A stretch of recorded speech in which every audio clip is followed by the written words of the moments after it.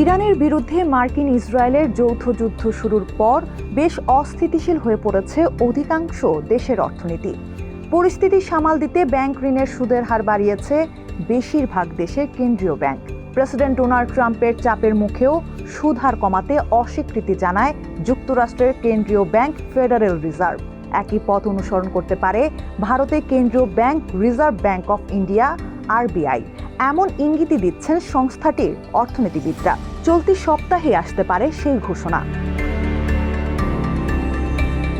Europe থেকে শুরু করে দক্ষিণ আফ্রিকার অধিকাংশ দেশ যেখানে ঋণের সুদের হার বাড়িয়ে মূল্যস্ফীতি নিয়ন্ত্রণের চেষ্টা করছে, সেখানে ভারতের অবস্থান ভিন্ন কেন?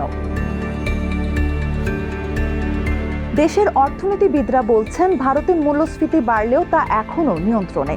গত জুনে দেশটির খুচরা মূল্যস্ফীতি বেড়ে 4.38% পৌঁছায়, যা আরবিআই নির্ধারিত 4% লক্ষ্যমাত্রা ছাড়িয়েছে ঠিকই, তবে তা এখনও তাদের সহনশীল সীমা অর্থাৎ 2 থেকে 6% মধ্যেই রয়েছে। খাদ্য জ্বালানির দাম বাদ দিয়ে হিসাব করা কোর ইনফ্লেশন বা মৌলিক মূল্যস্ফীতি রয়েছে 4% কাছাকাছি। ফলে তাৎক্ষণিকভাবে সুদ হার বাড়ানোর মতো জরুরি পরিস্থিতি তৈরি হয়নি।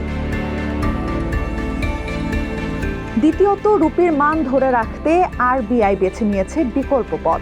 সুদ হার না বাড়িয়ে ভারতীয় বন্ডে বিদেশি বিনিয়োগকারীদের মূলধনী লাভ কর তুলে নেওয়া এবং অনিবাসী ভারতীয়দের জন্য ডলার ডিপোজিট স্কিম আকর্ষণের মতো পদক্ষেপ নেওয়ার উদাহরণ রয়েছে। এই পথে প্রায় $40 বিলিয়ন বৈদেশিক বিনিয়োগ টেনেছে ভারত, যা সাময়িকভাবে রুপির মানকে শক্তিশালী করেছে। তবে এই স্বস্তি কি দীর্ঘস্থায়ী?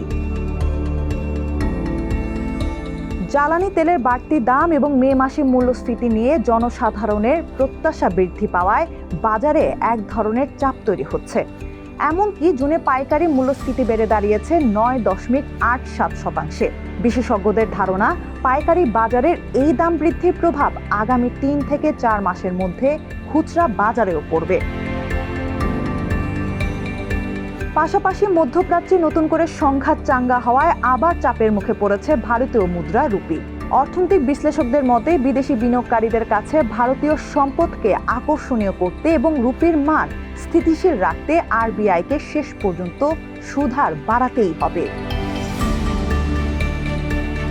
চলতি সপ্তাহের বৈঠকে আরবিআই হয়তো সুদ হার অপরিবর্তিত রাখবে এবং একটি তথ্য নির্ভর অবস্থান বজায় রাখবে, কিন্তু তারা সুদ হার বাড়াতে দেরি করলে ভবিষ্যতে এই পদক্ষেপ নেওয়ার জন্য চাপ বাড়তে থাকবে।